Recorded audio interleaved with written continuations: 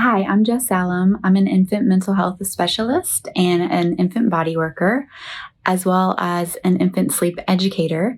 I'd like to share some thoughts about infant sleep and set some clarification around what's realistic to expect of your baby. So, babies are meant to sleep within close proximity to their caregiver, and proximity can be bed sharing as long as it's done safely, or in a crib or bassinet next to the parent's bed.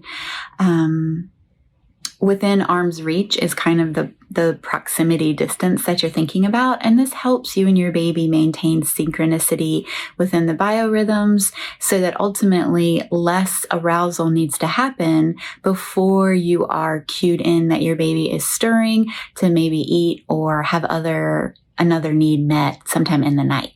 In addition to proximity, there is a myth that babies should sleep independently. So this might mean an expectation that the baby should be able to be put down to fall asleep on their own, or that they wouldn't need any support to soothe them from an awake state into a sleep state. And this is also very, very normal that the baby would need contact or another method of soothing to help them settle in. If you find that you have one of these babies where you're nap trapped and they'll sleep for really long periods of time if they're in contact with you, but less so if you put them down, it's common, it's normal. Babies are thriving off of that proximity. They're feeling very, very safe when they're close to you. The sound of your heartbeat, your smell, the warmth of your skin. Another common misunderstanding about infants and infant sleep is that infants need to be trained to sleep. So if the training involves high levels of stress, isolation, or the baby crying and not being consoled, then this would fall under the categories of sleep training.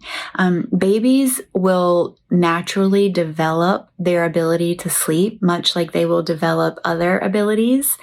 And if we force them to cry it out or do not respond to their cries for comfort, then it can impact the baby's stress system, and it can impact the baby's attachment over time.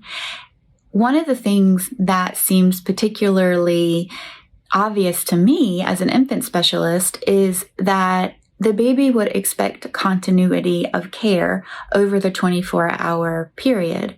So whereas most parents, especially parents watching videos like this, are going to be very responsive and care about nurturing their baby's brain development during the day, then how is that any different at night for the baby?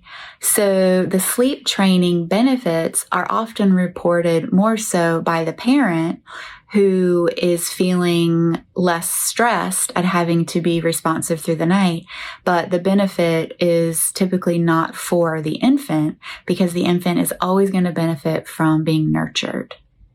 One thing you can do to set yourself up for success is ensure that you're following the safe sleep guidelines. And you can Google this, safe sleep. There are 7 principles that promote safe bed sharing. So most parents will feel a little bit nervous either to report to other care providers that they are actually bed sharing, or they'll be nervous and not do it. Instead, they'll try to fall asleep with their baby in arms in a recliner or on a sofa. Recliners and sofas are actually more of a risk because the baby can run into the creases and cracks of that furniture, and it can increase risk for suffocation.